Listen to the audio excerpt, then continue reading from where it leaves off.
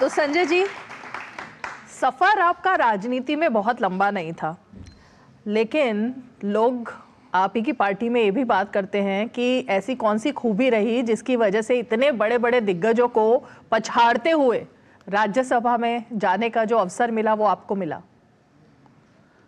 देखिए, ये सब निर्णय पार्टी की राष्ट्रीय कार्यकारिणी और संसदीय दल बोर्ड है और राष्ट्रीय अध्यक्ष जी हैं, उनका अंतिम निर्णय होता है और उन्हीं को ही पार्टी अधिकृत करती है।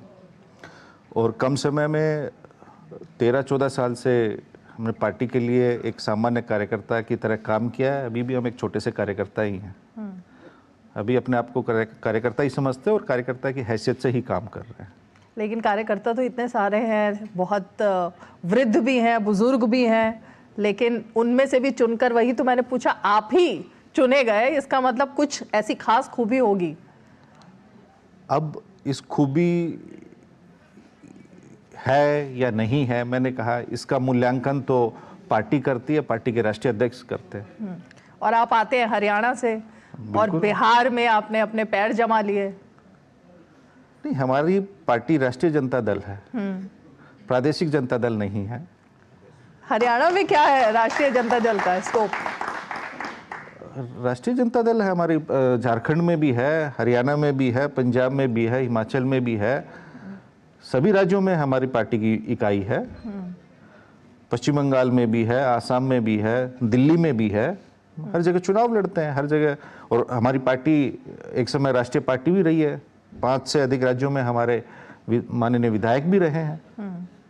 लेकिन आप सलाहकार के रूप में जाने जाते हैं या रणनीतिकार के रूप में? कुछ तो बात है ना, तेजस्वी जी के सबसे खासम खास आप ही हैं आज की डेट में। नहीं, मैं एक सामान्य सा, मैंने पहले ही कहा, एक छोटा सा पार्टी का समर्पित कार्यकर्ता हूँ। जैसे असंख्य कार्यकर्ता हैं, सहयोगी हैं, साथी हैं पार्टी के, उन्हीं में से एक हूँ, कोई अलग नहीं। अचानक से चर्चा में आए हैं संजय यादव जी, इतना जरूर है। अचानक से चर्चा में आए हैं आप संजय यादव जी। अब आपको भी पता होगा आजकल चर्चा में क्यों चल रहे हैं। चर्चा में तो आप लोग लेके आते हैं, मैं तो अपने आप को कभी नहीं लेके आया हूँ। अच्छा, तेज प्रताप यादव जी आजकल जिससे बात करते हैं सबसे पहले आप ही का नाम आता है उनकी जुबान पर। तेज प्रताप जी हमारे भाई हैं, हम उनसे मोहब्बत करते हैं, वो हमसे करते हैं। अच्छा, इस मोहब्बत को क्या नाम दें जिसमें जयचंद कहकर पुकारा जाता है? नहीं, ऐसा तो नहीं है, ऐसा नहीं है। लगातार वो कह रहे हैं कि कुछ जयचंदों की वजह से मैं अपने ही परिवार से अलग हुआ, पार्टी से अलग हुआ, और जब उनसे नाम पूछे जाते हैं तो उनमें से कुछ आपके नाम भी सामने आते हैं। मैं अभी सामने देख रहा हूँ डीडी डायलॉग का कार्यक्रम, बात बिहार की। तो जो बिहार है, 20 वर्षों से वहाँ एनडीए की सरकार है और 11 वर्षों से केंद्र में सरकार है, मतलब डबल इंजन सरकार है। तो ये डबल इंजन सरकार में हम बात, और हमारे नेता तेजस्वी जी हमेशा मुद्दों की बात करते हैं। बिहार के मुद्दे क्या हैं? गरीबी, महंगाई, बेरोजगारी, पलायन। जो, और वो मुद्दों की बात क्यों करते हैं, उसके बैकग्राउंड में जाने की आवश्यकता है। नीति आयोग के सतत विकास के लक्ष्य और विकास के तमाम सूचकांकों में बिहार सबसे पीछे है।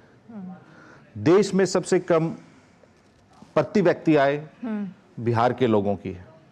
मतलब बिहार की जो औसत प्रति व्यक्ति आय है और जो देश की औसत प्रति व्यक्ति आय है, उसमें 3 गुना का डिफरेंस है।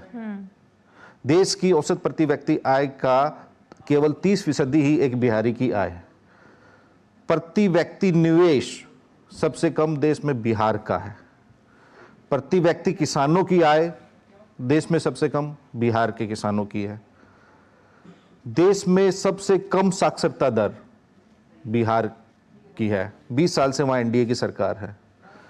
देश में स्कूलों में सबसे अधिक ड्रॉप आउट रेट बिहार का है। देश में जितने भी हमारे हेल्थ पैरामीटर्स हैं, चाहे वो नेशनल हेल्थ मिशन का हो, नेशनल हेल्थ रूरल मिशन हो, WHO का हो, उन सब पैमानों में बिहार सबसे फिसड्डी है। बिहार में 30,000 लोगों पे एक सरकारी डॉक्टर है। स्वास्थ्य कर्मी सबसे कम आबादी के अनुसार हम देखें बिहार में है। बिहार में 534 प्रखंड है, उसमें से 398 प्रखंड में डिग्री कॉलेज नहीं है। बिहार सबसे युवा प्रदेश है देश का। 18 वर्ष से लेके 25 वर्ष की आयु वर्ग में की जो आबादी है बिहार की, वो 58% है। अगर 35% की बात करें तो वो 62-63% से अधिक है। आपने